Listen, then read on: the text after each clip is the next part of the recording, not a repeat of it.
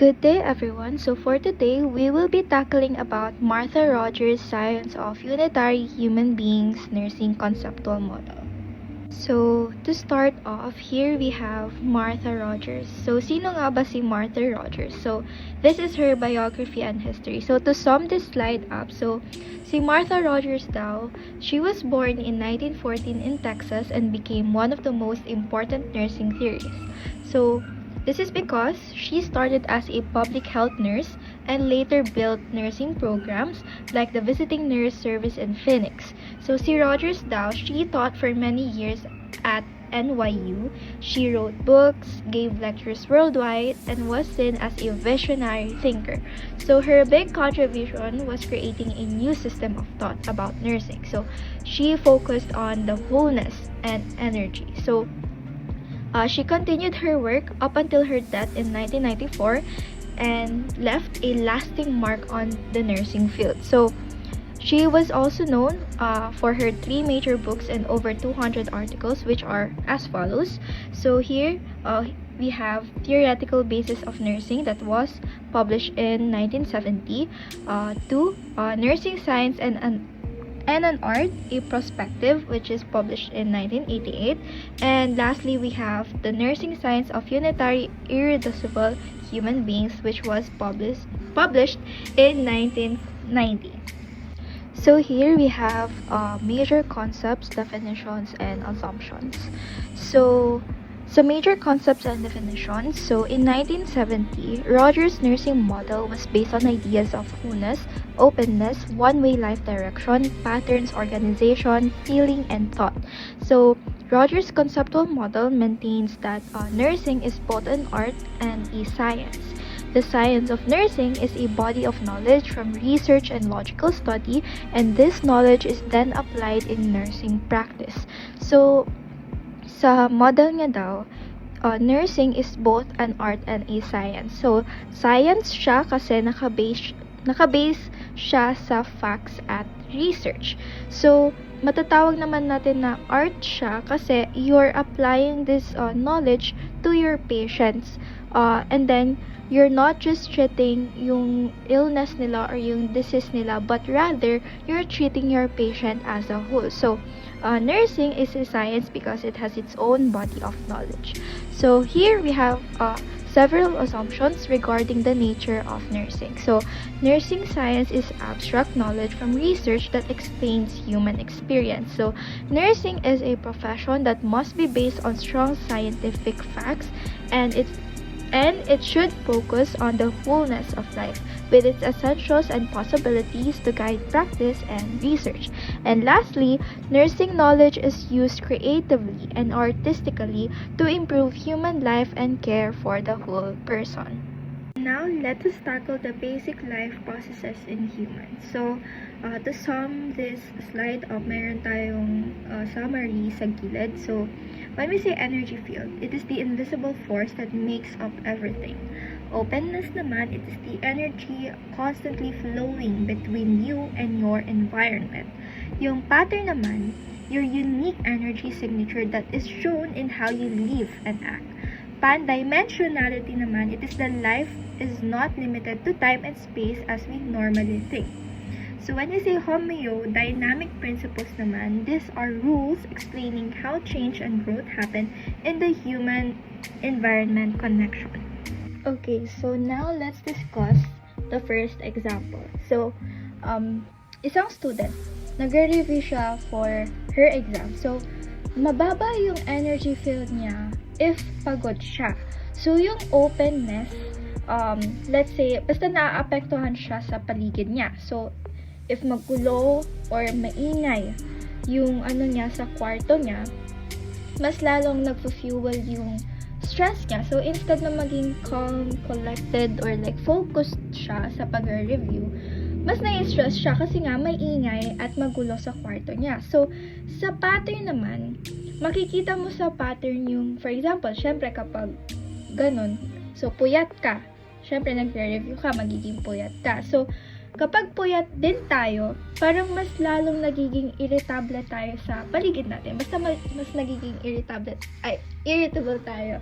And then, Sa homeodynamic principles naman, pwedeng magbago. So, kapag yung pagka-irritable niya, kasi puyat siya, so if inayos niya yung room niya, and then nag-relax siya, nagbabago yung energy niya, at mas nagiging kalmado siya. So, dito na rin papasok yung pan-dimensionality, kasi kasama dito ang past habits niya, tas yung ginagawa niya ngayon, and then yung goals niya para sa future. So, again, yun yung sa first example. Okay, so now let's tackle about the principles of homeodynamics. So, according nga kanina, when we say homeodynamics, these are the rules or laws that describe how humans and the environment interact through energy and growth. So, meron tayong tatlo. We have resonancy, helicity, and integrality. So, when we say resonancy, it is about the continuous change in the energy field, like waves that rise and fall. While yung helicity naman, this describes how life changes are unpredictable, non-linear, and are unique, and they don't repeat exactly. While sa integrality naman, this means that humans and the environment are inseparably connected. They continuously influence each other. So, now, let's have an example. So, let's say, may pasyente ka na bagong opera, tapos inoobserbahan mo pa siya. So, sa umpisa, mapapansin mo sa resonancy ng patient mo, parang pabago-bago yung lakas ng pasyente mo. Parang siyang wave. Up and down, up and down. So, parang minsan malakas, minsan mahina yung lakas ng pasyente mo. So, habang tumatagal, makikita mo yung helicity. Kasi hindi pareho yung progress niya araw-araw. So, parang minsan, mabilis siyang gumaling, tapos minsan mabagal. Pero laging forward at hindi siya bumabalik sa dati. Okay? So, kasabay nito, parang dito din papasok yung integrality. Kasi supportive, parang tahimik, or like, tinutulungan mo yung pasyente mo para mapabilis yung recovery niya. Pero, for example, hinayaan lang siya nung nurse, hindi siya tinulungan, tapos maingay or stressful pa yung environment niya, yung healing niya is bumabagal. So, dito, makikita natin lahat yung principles na na-apply ng homeodynamics sa paggaling nung pasyente mo. Okay, so, since tapos na yun, we're now going to the person, environment, health, and nursing application sa naging model ni Rogers. So, let's just summarize what is person, environment, health, and nursing got to do sa theory ni Rogers. So, when we say person, a person is a unique whole energy field, always connected to the environment and actively participating in life's changes. So, sa person, sinasabi dito, iisa lang yung person and yung sa environment niya. Parang they're always influencing each other. So, sa environment naman, so, hindi lang ito yung parang simple term na parang around us or like yung paligid natin. Parang it's an energy field intertwined with us, always changing and shaping who we are. So, as I said earlier, yung person and then yung environment niya are always connected. They always influence each other. Okay, so when we say health, it is not just being not sick. It's the whole process of life, shifting along a spectrum between wellness and illness. So when we say health, parang, for example, hindi natin masasabing healthy tayo if like palagi tayong puyat, palagi tayong stress, or basta hindi tayo parang okay. Then, we can call na parang, ako healthy ako kasi wala akong sakit. No. If you're stressed, if you're laging puyat, kulang ka sa tulog, ganito ganyan, you're not healthy. That's what health is trying to imply. So, parang, if you're healthy both in your physical body and then in mental aspect, then you can say na you're healthy.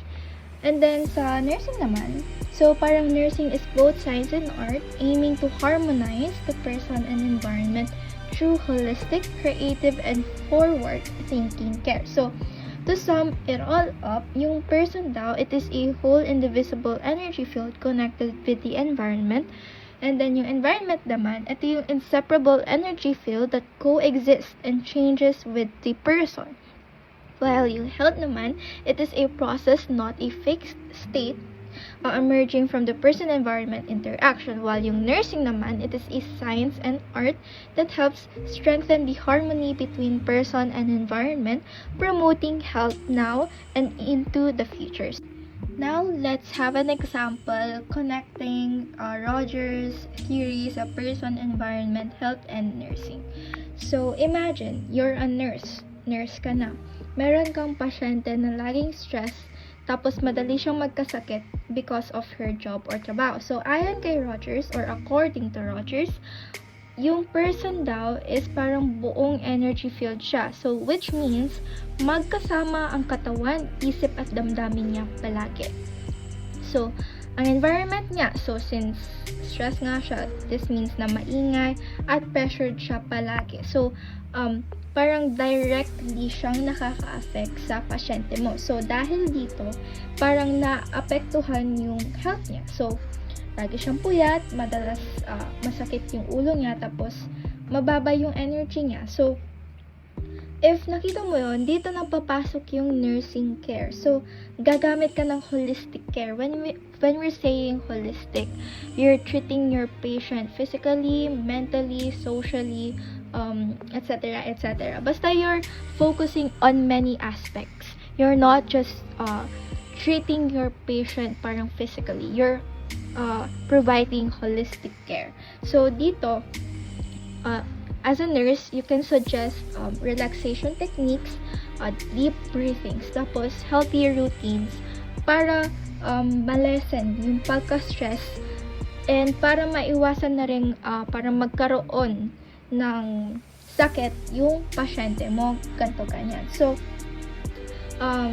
yung connection nung apat na yun is parang magiging ano siya, or parang if you know the connection ng person, environment, health, and nursing, parang dito mapapabilis yung paggaling ng pasyente mo. So now that we're done sa person, environment, health, and nursing, doon na tayo sa 5 assumptions na ginawa ni Rogers. So, in 1970, Rogers' 5 assumptions, which forms the backbone of her science of unitary human beings, was identified. It was derived from literature on human beings, physics, mathematics, and behavioral science. So here we have man is a unified whole possessing his own integrity and manifesting characteristics more than and different from the sum of his parts. So parang ang concept nito is yung energy field. So meaning, a person is a whole being, not just a collection of separate parts. So parang when we say a person, dito papasok yung whole being, like yung mind, body, and spirit. So, the whole is greater than the sum of its part. So, ayun. So, next, we have man and environment are continuously exchanging matter and energy with one another. So, ang concept nito is yung openness. So, which means, there are no closed boundaries between humans and their environment. They constantly influence and change each other. Next, sabi ni Rogers, life process evolves irreversibly and unidirectionally along the space-time continuum. Ang concept nito is yung helicity, which means life moves forward continuously. Changes are unpredictable, unique, and cannot be reversed. Next, pattern and organization identify man and reflect his innovative wholeness. So, ang concept na ito is yung pattern and organization, which means each person has a unique pattern that shows their identity and wholeness. So, this pattern is reflected in their behaviors, expressions, and life process. And lastly, we have man is characterized by the capacity for abstraction and imagery, language and thought, sensation and emotion. So, concept na ito is human characteristics. Meaning, humans are distinct because they can imagine, create, think, feel, use language, and reflect on their experiences.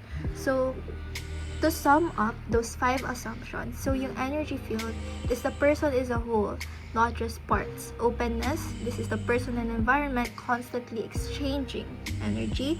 Healthy, life moves forward, always changing. So when we say parang change is the only thing that is constant. So when we say pattern and organization naman, identity is shown through unique patterns, while sa human characteristics, human think, feel, imagine, and create. So to better understand, let's have an example. So for example, ikaw nurse ka, nag-aalaga ka ng pasyente na nagpapagaling from COVID-19. So, yung energy field ng patient is mahina kasi nga may sakit siya. So, pero as a nurse, you're not just trying to treat your patient's physical body. Parang you're also looking at their emotion and their sa pag-isip nila.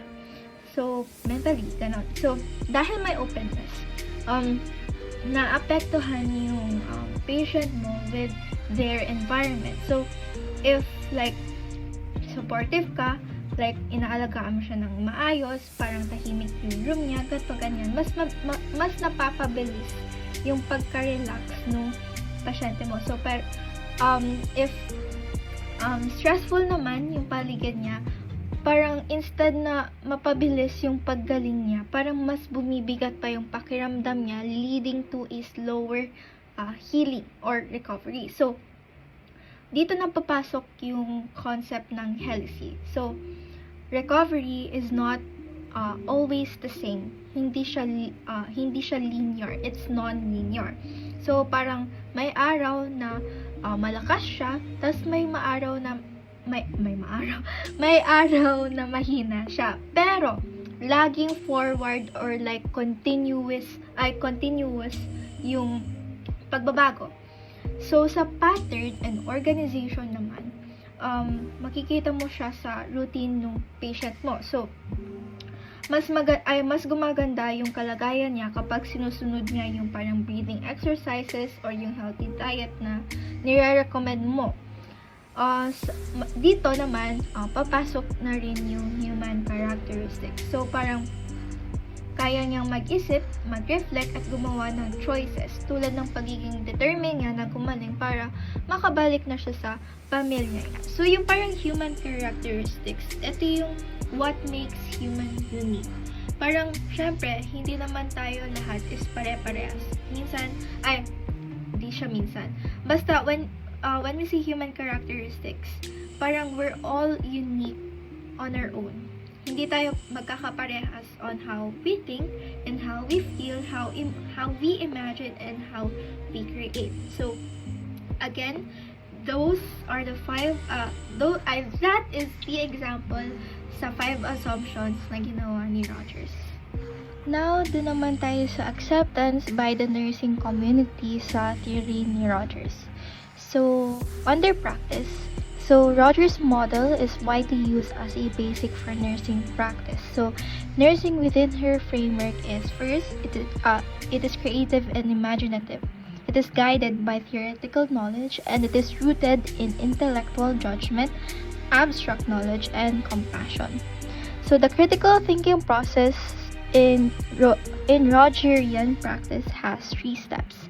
We have the pattern appraisal, mutual patterning, and evaluation.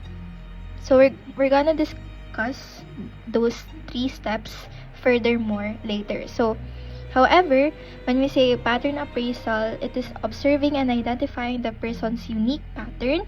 Sa mutual patterning naman, it is working with the person to shape healthier patterns, while sa evaluation, you're assessing how the patterns and outcomes have changed. Overall, nursing practice is guided by theory, creativity, compassion, and non-invasive holistic approaches under practice. So, sa education naman, parang nursing should be taught as both a science and a learned profession.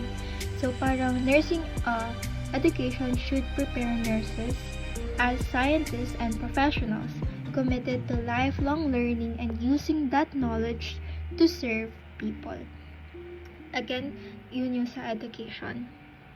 So, under the acceptance by the nursing community sa research naman, so, Rogers' conceptual model, parang it helped in directing research and theory development in nursing science. So, parang maraming theories yung nag-emerge from her idea. So, there are 3 grand theories which are inspired by Rogers. So, first, we have Newman's health as expanding consciousness. Next, we have Parr's human becoming theory. And then we have Fitzpatrick's life perspective rhythm model. So, parang in short na lang, Rogers' model is a foundation for ongoing nursing research, inspiring both grand and middle range theories. So, to sum those 3 na lang. So, when we say practice, Rogers' model shapes compassionate, theory-guided, creative, and non-invasive nursing care. Sa education naman, it provides a framework for teaching nurses as both science and art, emphasizing lifelong learning.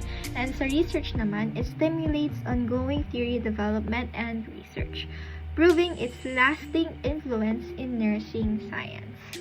Now, let us discuss the pattern appraisal, mutual patterning, and evaluation. So, in Rogers' model, the nurse and the client work together like teammates. First, yung nurse dapat they look at the person or their patient or the patient's patterns. While yung patient naman na yun, they should also think about themselves.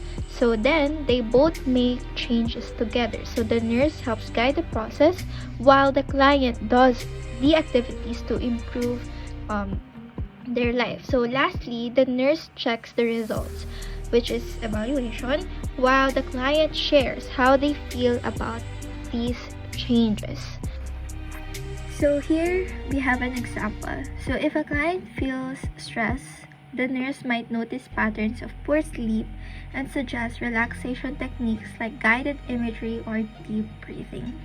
So, if like may pasyente ka raw na nahihirapang makatulog, dito manonotice mo as a nurse na parang, nahihirapan siyang makatulog. So, you're going to suggest activities that can help your patient to sleep better. So, this includes guided imagery or deep breathing. So, the client then practices these activities and then later i-evaluate siya nung nurse and the client if talaga bang nakatulong yung activities na yun sa pagpapatulog sa kanya, ganito ganyan. So, parang this shows na both nurse and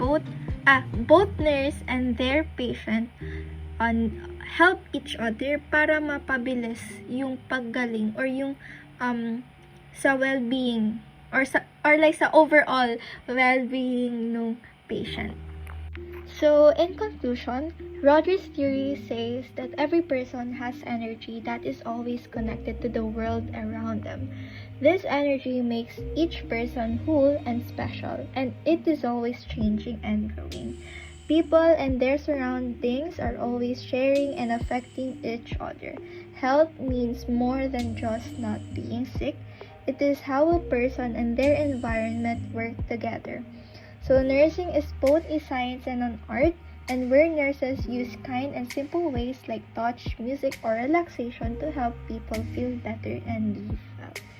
Again, that is Rogers' theory. So now, after discussing her theory, let's now go sa case scenarios.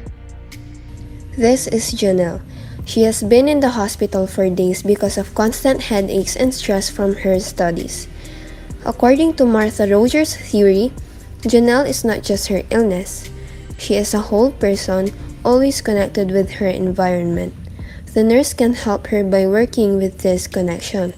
That's the person meta paradigm.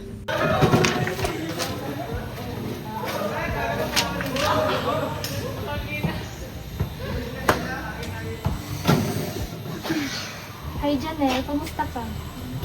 I noticed you've been holding your head. Masakit ba ngayon? Yes po, I feel tired and worried. Ang dami po kasi schoolworks. Okay, Janelle, ganito na lang. Let's try simple things. I will play a music and makinig na lang tayo pareho. And try din natin mag-deep breathe. Sige po. The first step is pattern appraisal. This means the nurse looks at Janelle as a whole, her feelings, her energy, and her surroundings, not just her headache. Janelle's headache is part of her life process. In Roger's view, health is not just no sickness, but the balance of how a person and their environment work together. Next is mutual patterning. The nurse helps Janelle change her environment in a healing way. Instead of only medicine, the nurse adds soft music and guides Janelle to breathe calmly. Okay, Janelle, tara makinig tayo sa music para mapakalma natin yung sarili natin.